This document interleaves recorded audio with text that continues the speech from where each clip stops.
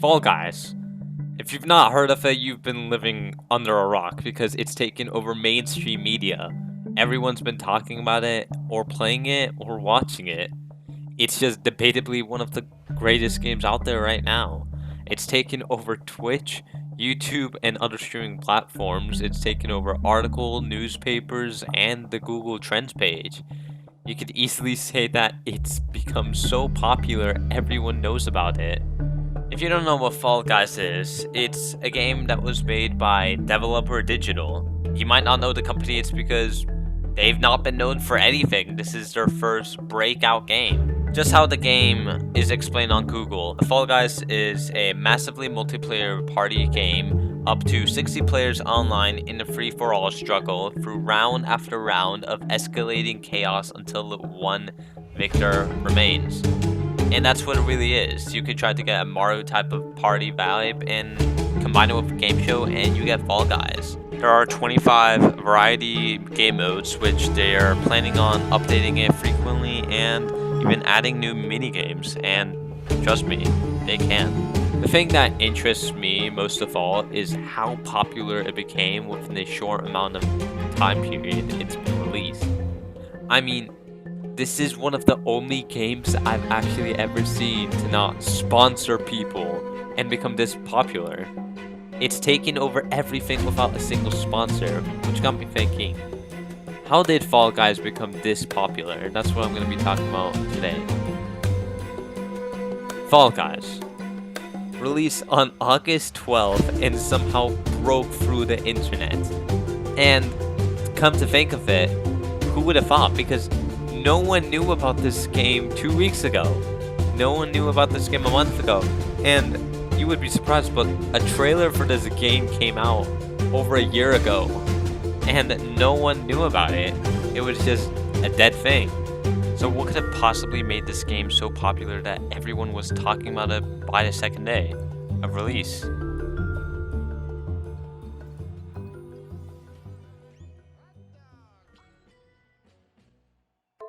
Number 1. You're getting yourself into something big. Very big. You're trying to become the greatest game out there at the current period, because the way that this generation works, there will be maybe 2 games at most that will be getting everyone talking about them, and everyone will be only playing those 2 games. So you have to bring something completely new, fresh, creative, and risky to the gaming table.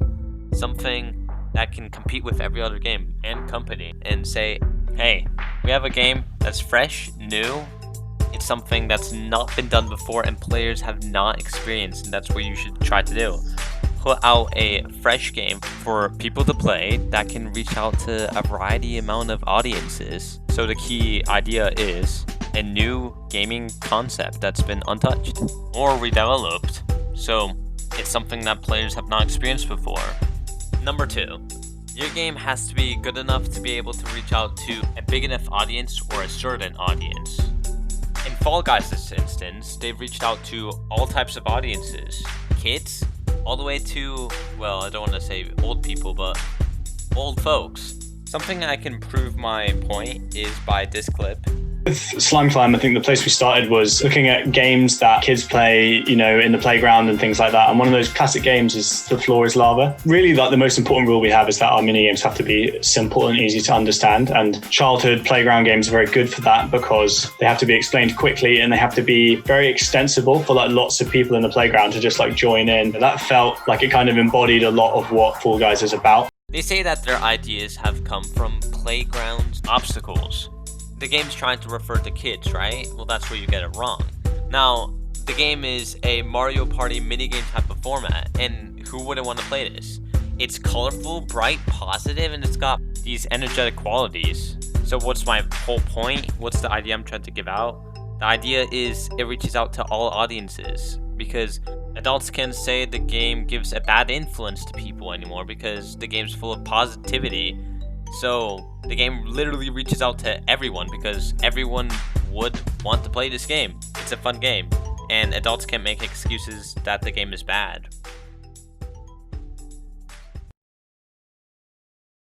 That brings us to number 3. Probably one of the saddest reasons for everyone. which is the downfall of Warzone. And it's sad to say it, but it is true. It's a reality that we're living in. Warzone's been out for a couple of months now.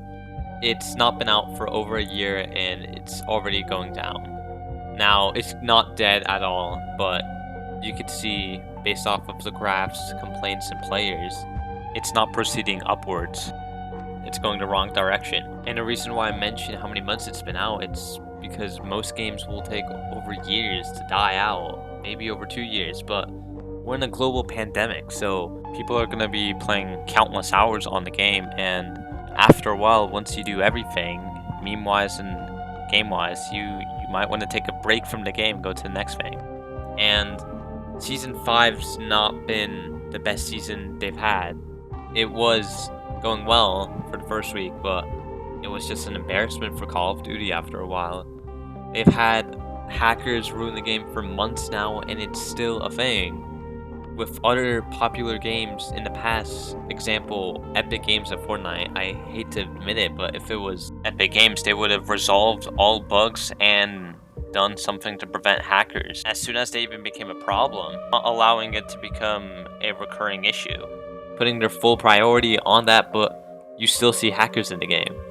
But the most important, crucial thing that's brought Warzone downwards is the bugs.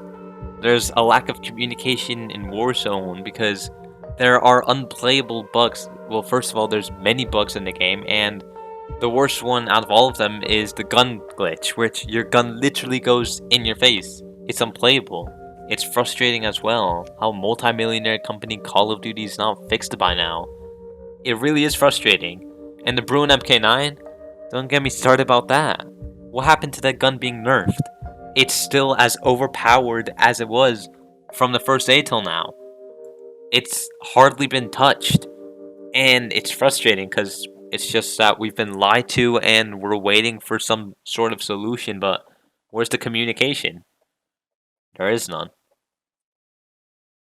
The next crucial thing that really helped the game out is the social media communication service that they have. It gives a reason for the community to all gather around and make jokes about different things, and the company itself replies and agrees with the jokes and continues on. It's just a fascinating company. In fact, probably the greatest company in terms of their social platform and how they use it, because the way they've used it is brilliant. It's got everyone complimenting them. They reply to memes, reply to ordinary people, reply to random clips. They're amazing. What can I say? They have great communication with players. They look at the algorithm of how many people are winning in each game mode, and one of the best things is that to make a game fresh and new, you'd always want to put out new content and change the game up, which is exactly what they're planning on to do. And one of the most important blind-eyed factors that I think has made the game really popular is the game being exclusive on PlayStation and Steam. Now you may be thinking, no, that's probably bringing the viewers down and towards the wrong direction. You may be thinking it's only reaching out to a certain audience which have those compatible devices. That's where you're wrong and where everyone's been wrong for all of these years. Something that people don't always recognize is you would watch a game to see that you can't play or you don't have access to, or you'd want to go ahead and watch the game to determine, hey, should I buy this for myself or should I get this? Now that's exactly what Fall Guys is. It's got a price tag on it, which the recent Battle Royales didn't. So if someone wants to buy the game for $20, they would want to first say, let me watch some videos off of it and see if I'd like it, causing the viewership to go higher. And the game's exclusively on PlayStation and Steam, so all the Xbox, Nintendo players will want to watch the game because it's entertaining and it's caused most other games to go back into the dust. So while many Xbox players and Nintendo players are watching the game because they can't have access to it, it's causing the viewership of the game to go all the way back up. And it's brilliant, and it's completely worked because the viewership on Twitch is currently at all times higher than every single other game out there. It's got great views on YouTube. It's skyrocketing for anyone that does Fall Guys videos, and it's left every other game to the dust. Now, this is an undergoing fact throughout all of these years, and it could very be just my opinion, but think about it for a second. All the exclusive games sometimes are highly overrated, and you would want to watch those games that you can not play to try to experience it with the person that you like watching. And they've done a brilliant job. They've got all audiences. I mean, have you seen Aguero play? It's entertaining. Even he loves it. Bien, bien. Va, pues. No. Pero, uy, pará, está re rápido, Mish. Pero dale. Ahí está. No, lo malo que soy. Pero mirá vos si justo agarró la... Pero... Dale, dale, dale. Pero dale. Dale, dale, corre, corre. Ah, dejate joder, pero siempre soy último. Well, maybe not because of his skill, but it's got Aguero playing, so why not you play as well? And that's how the game's become so popular. I mean, it's the first game which they didn't need to sponsor anyone. Who would have thought? Fall Guys, the game full of furries. So congrats, Fall Guys.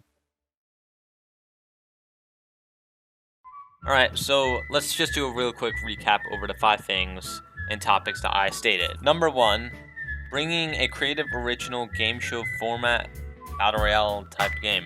It was a very long title, but basically it brought something completely fresh and new that players didn't experience, so that's always something crucial if you want to get your game to rise all the way to the top.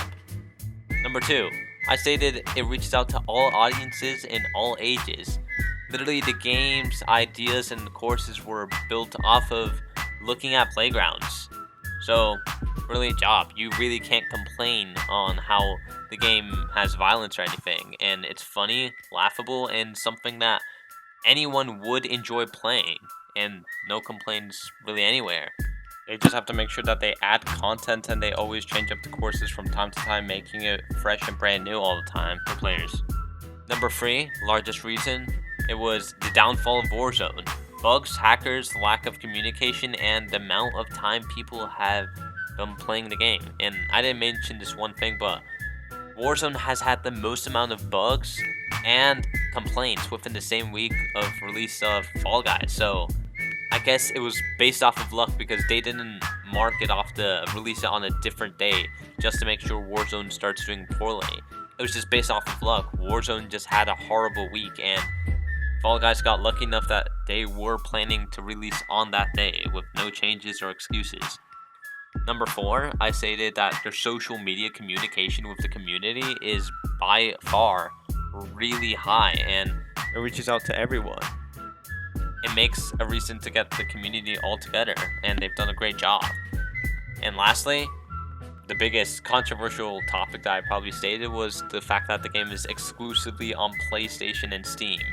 And of course the fact that the game is $20, causing some people to even wanting to consider watching a video before buying.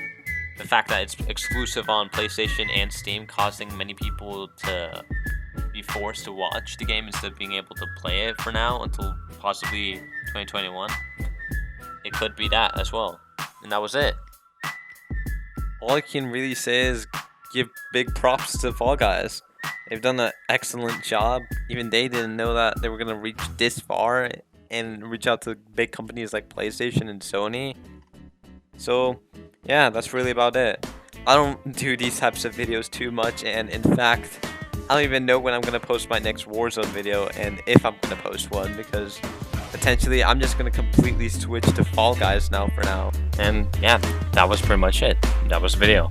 May I always do this at the end of every single video. I'm just trying to have fun.